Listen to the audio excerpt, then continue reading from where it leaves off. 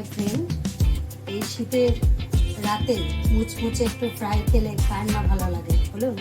তাই আজকে চলে এসেছি একটু বেগুনি বানাবার জন্য।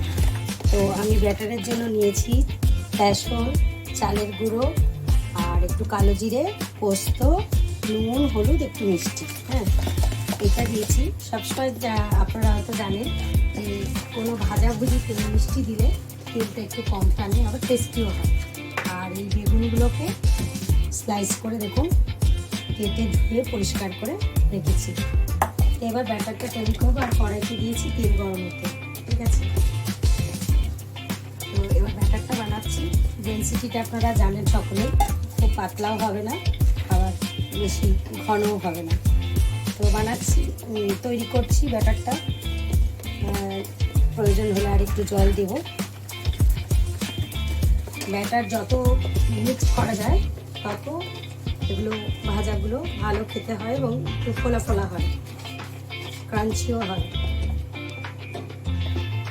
ব্যাটারটা রেডি হয়ে গেছে, দেখুন এইরকম ডেনসিটি রাখা হয়েছে। তো এবার তেলও মোটামুটি গরম হয়ে গেছে, ভালোই দেখছেন ধোয়া উঠছে।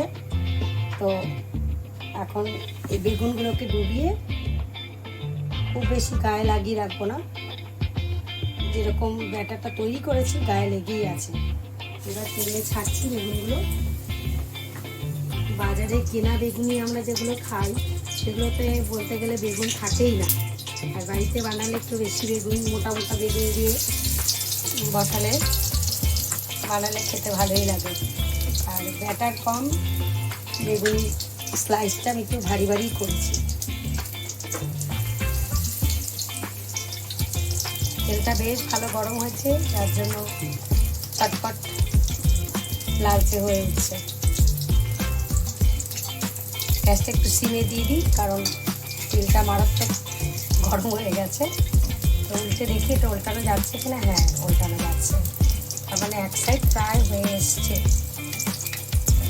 উল্টে পাল্টেই করতে হবে, লাল লাল করে ভাজা করব। আর অবশ্যই এগুলো গরম খেতে হবে, তাহলে ভালো লাগবে না। ঠান্ডা হয়ে গেলে গরমের স্বাদই আলাদা, তাই না?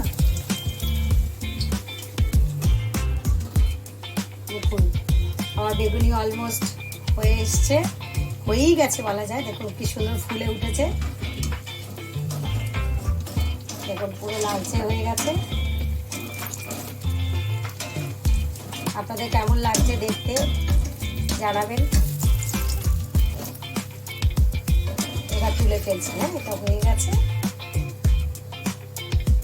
ঝাঁঝরি দিয়ে তুলছি, তেলটা যাতে এর গায়ে বেশি লেগে না থাকে।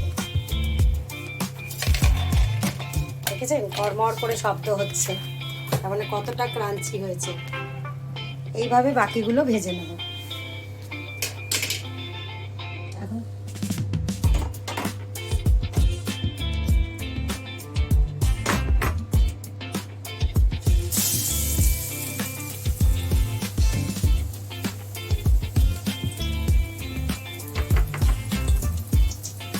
আপনারাও কীভাবে বানান আমাকে জানাবেন। বেগুনি কমপ্লিট, সবগুলো ভাজা হয়ে গেছে। এবার এগুলো তুলে ফেলবো। লালচে হয়ে দু পিটি লালচে হয়ে কমপ্লিট হয়ে গেছে। এবার ঝাঁঝরি দিয়ে তুলে ফেলছি। তো আপনারাও এরকম বানিয়ে খেয়ে দেখবেন কেমন টেস্ট হয়। আমি তো এইভাবেই বানাই, তাই দেখালাম আপনাদেরকে। এই হচ্ছে শীতের রাতে ক্রাঞ্চি বেগুনি। এ দেখুন বন্ধুরা, চটাপট হয়ে গেল ক্রাঞ্চি বেগুনি।